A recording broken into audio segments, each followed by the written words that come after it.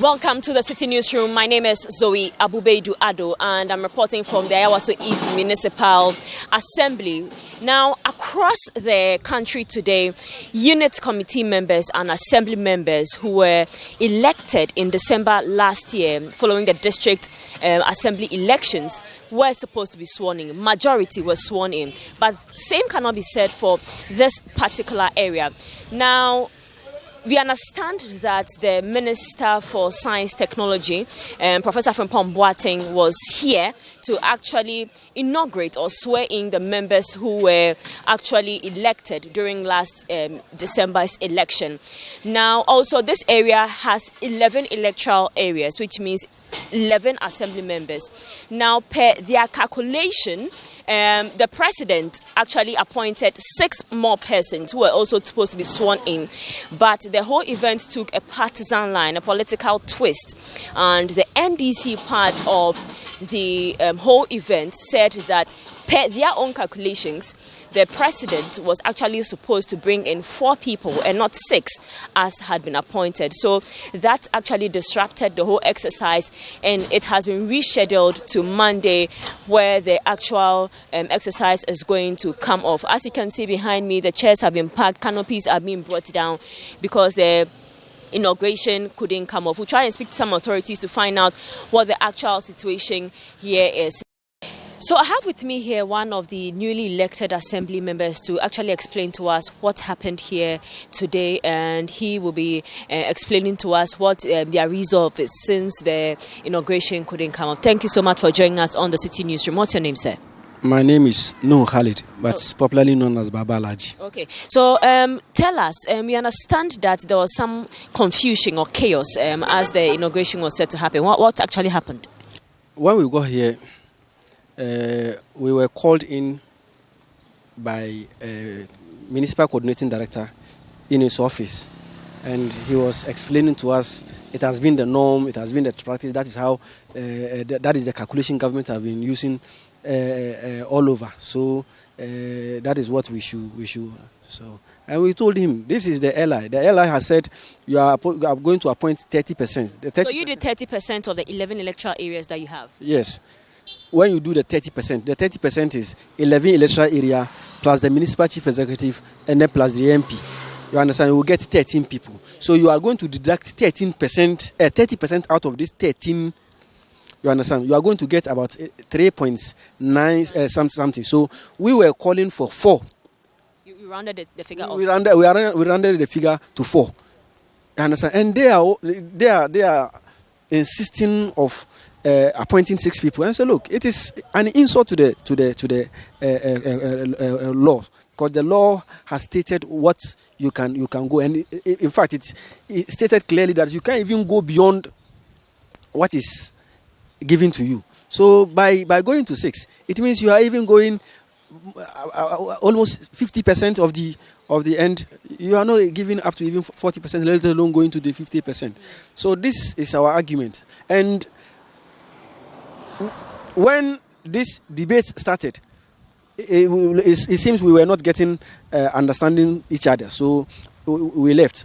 So the Minister for Environment came in. So when he came in, we were invited again in the Municipal Chief Executive Office, and we raised our concern, and we quoted the necessary article.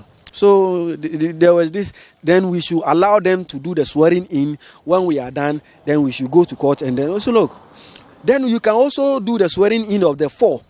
If later on we all come to realize that the 6 is the number, you can swear in the 2. Very simple. They say no, without the 6, no swearing in. And also without the 4, no swearing in. So that was what happened. Thank you so much for speaking to us. Let's still stay with this particular story, because the chairman of the Kumasi Traditional Council, Bafo Asari Usu Amankwetia VI, has disclosed that the Manhyia Palace has sent a circular to government to withdraw its membership from the various assemblies. Now, according to the Bantamahene, they have taken this decision because they believe there is an attempt to sideline traditional leaders in governance at the local level. The Bantamahene, who represented the Asantehene Ochumfo said to the second, says traditional leaders are not convinced with the level of development in the Ashanti region.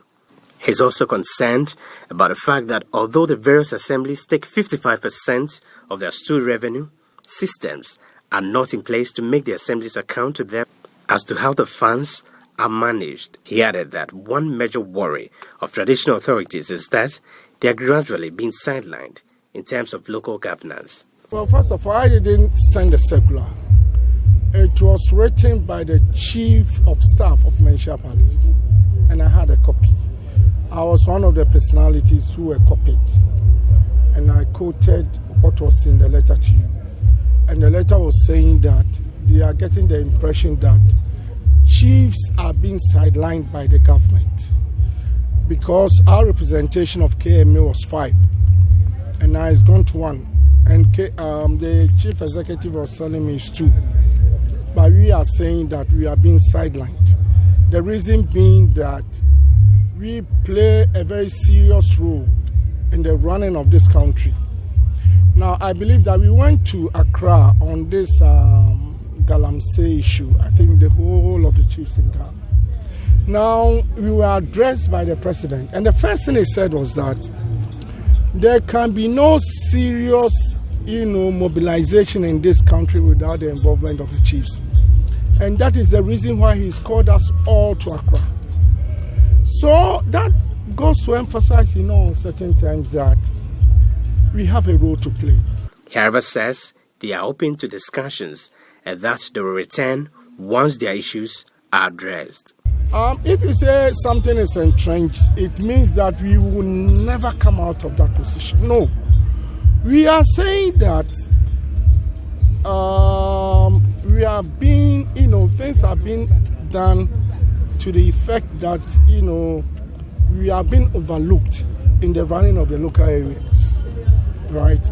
And we think that when it comes to the local areas, we hold the power, we hold the authority, we mobilize them. They listen to us more than anybody else. So we are saying that when it comes to that, it means that we are being sidelined. So things must be corrected. Meanwhile, the chief executive of the Kumasi Metropolitan Assembly, Osei Bianchi, tells Citi News that currently traditional authorities have 2 members being part of the KMA. He explains that the 2 members were even sworn in today. According to him, the membership has reduced from 5 to 2 because 6 other municipalities have been created out of the KMA, where the traditional leaders have 1 representative on each of the other 6. He says the representation has rather increased from 5 to 8 as a result of the creation of other municipalities. Citi News sources at the Manhyia Palace say, although such a letter has been written to withdraw their membership, the matter is still being resolved amicably with the relevant authorities involved. The source reveals that the Manhyia Palace rather wants areas where their representation is just 1 to be increased to at least 2. For Citi News, I'm Edward Opodmafo, Kumasi.